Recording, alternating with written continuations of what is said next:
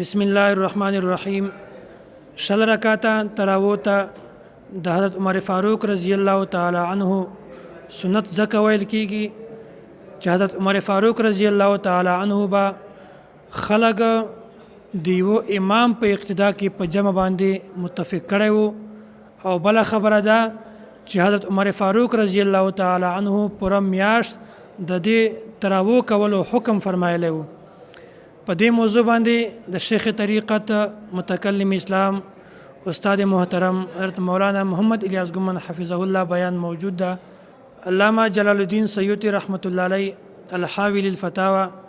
جلد نمبر 1 صفحه نمبر 336 کې دا قول نقل کړی ده.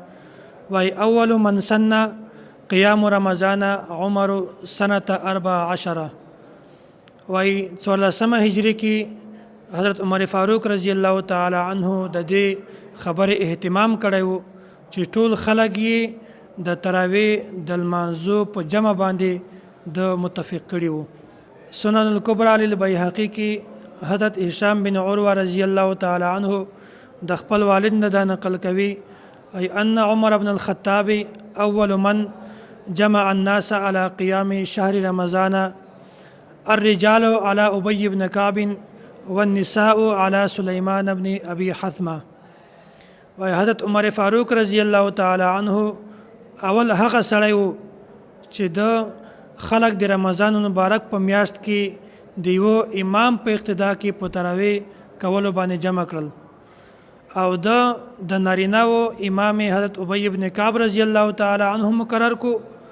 او د زنانه و امام حضرت سلیمان بن ابي حثمه رضی الله تعالی عنه مقرر کو. نفس تراویح شل رکعاته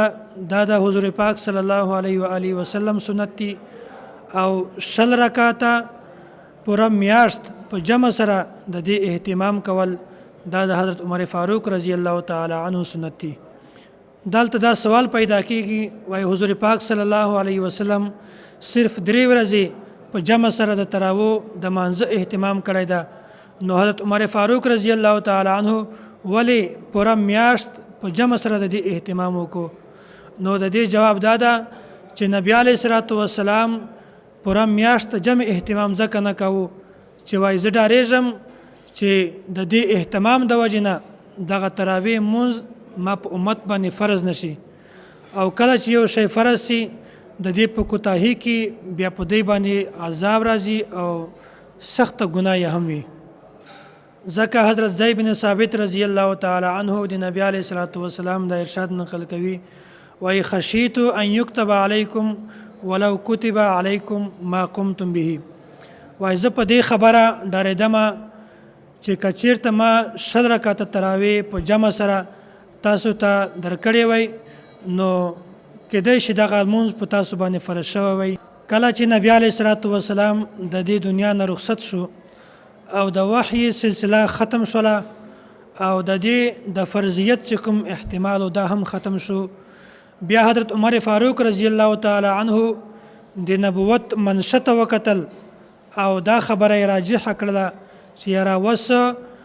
زه شل رکعاته تراویح پوره میاشت په جمع سره د دې اهتمام کوم، ځکه چې نبی علیه الصلاۃ والسلام د منشا او د خواهش و چې په جمع سره د دې اهتمام وشي، خو هغه جمع اهتمام ځکه نه وکړو چې داسې نه چې د ما په امت باندې هم د شل رکعاته تراویح فرض شي. الله تعالی دې موږ تاسو ټولو ته د نبوت منشا راوپېژني. واخر دعوانا ان الحمد لله رب العالمین.